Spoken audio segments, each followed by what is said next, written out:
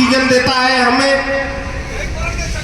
उसके साथ साथ हमारी जो जहर है, देखिए कैसे शिवत्व एक वृक्ष में दिखता है, कैसे शिव तत्व एक वृक्ष में दिखता है। जैसे भगवान भोले शंकर ने मानव सभ्यता को बचाने के लिए, मानवता की रक्षा के लिए जहर पिया था।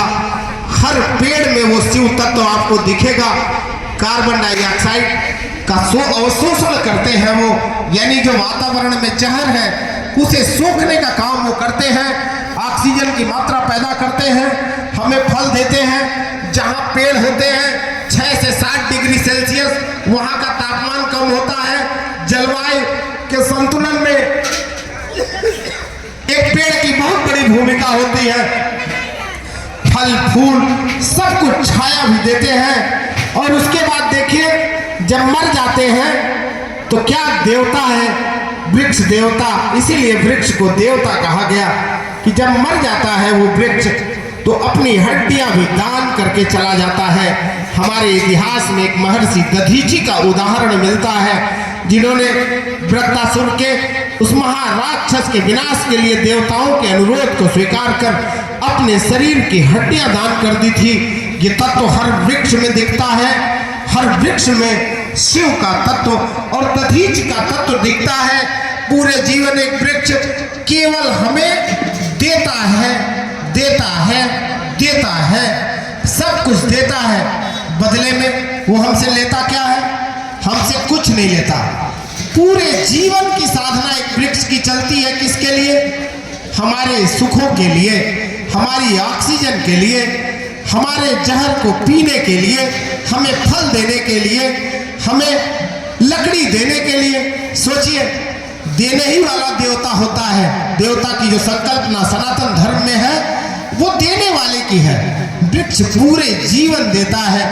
लेकिन जरा आप सोचिए, इतने देने वाले के प्रति हम कितने कृतज्ञ हैं या एहसान फरामोश हैं कि एक बार नहीं सोचते एक पेड़ को नष्ट करने के पहले, या एक बार नहीं सोचते कि हमारे लिए प्रकृति ने इतनी कारगर व्यवस्था बनाई, हम पेड़ों को बढ़ाएं।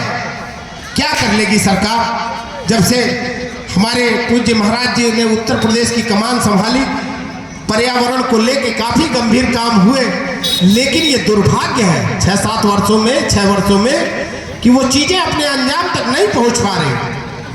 ये पूरी तौर पे अधिकार केवल मुख्यमंत्री के कर देने से क्या हो जाएगा? योजना जमीनी स्तर पर नहीं लागू हो पा रही। कागजों में पेड़ लग जा रहे हैं, अधिकारी भ्रष्टाचार के भयंकर शिकार हैं और पेड़ के नाम पर लाखों करोड़ों अरबों रुपए, मतलब हर आदमी पर एक पेड़, ऐसा पूज्य महाराज जी का संकल्प था। हर आदमी पे एक पेड़, यानी उत्तर प्रदेश की आबादी 24-25 करोड़ के आसपास है। 22 करोड़ के आसपास जब थी तो 22 करोड़ से ऊपर वृक्ष लगाने का संकल्प उत्तर प्रदेश के मुख्यमंत्री और प्रदेश की सरकार ने किया। अगले वर्ष भी वही संकल्प, उसके बाद भी वही संकल्प, लेकिन उसके बाद भी जमीनी हकीकत वैसी नहीं है। शासन की मंशा के अनुरूप, मुख्यमंत्री की मंशा के अनुरूप, उसकी केवल और केवल एक वजह है हमारी उदासीनता। पेड़ लगे कि नहीं लगे ये हमारी भी चिंता का विषय होना चाहिए, क्योंकि पेड़ लग रहे हैं, हमारे जीवन के लिए लग रहे हैं, मानव सभ्यता के विकास के लिए लग रहे हैं, मानव सभ्यता को स्वस्थ बनाने के लिए लग रहे हैं। लेकिन जरा हम अपनी कृतज्ञता देखें कि हम क्या कर रहे हैं। हम तो उसका नाश कर देते, एक सेकंड बिना विचार किए उसको नष्ट कर दे रहे। कोई जवाबदेही किसी की नहीं, कोई पूछने को तैयार नहीं कहाँ पेड़ लगा, कहीं नहीं लगा। आपके सूरजकुंड में वन विभाग ने 100 पेड़ लगाया, वो पेड़ है कि नहीं है, कोई इस पर विचार करने को तैयार नहीं। पॉलीथीन सरकार ने प्रतिबंधित कर दिया, और पॉलीथीन सरकार के प्रतिबंधित करने, इतना कड़ा सख्त प्रशासन होने के बाद भी पॉलीथीन लगातार बिक रहा है। सबको पता है कि पॉलीथीन प्रदूषण में कितना बड़ा योगदान, अगर पॉलीथीन को जला दीजिए तो जितनी जहरीली गैस तैयार होती है उससे बनती है, वो ग्लोबल वार्मिंग में बहुत बड़ी भूमिका निभा रही है। पॉलीथीन नालियों में जाके पूरे पूरे सीवरेज सिस्टम को पॉलीथीन ने चोक कर दिया। और सबसे बड़ी बात, एक बार हमने देखा एक गाय कट गई इसी रेल पर, उसके पेट से लगभग 5 किलो से ऊपर का पॉलीथीन निकला। अब सोचिए हमारी गौ माता कितने कष्ट में रही होगी, कितने कष्ट में। थोड़ा सा हमारे पेट में कुछ हो जाता तो हम कितना परेशान हो जाते हैं डॉक्टर के यहाँ दवाओं को लेके।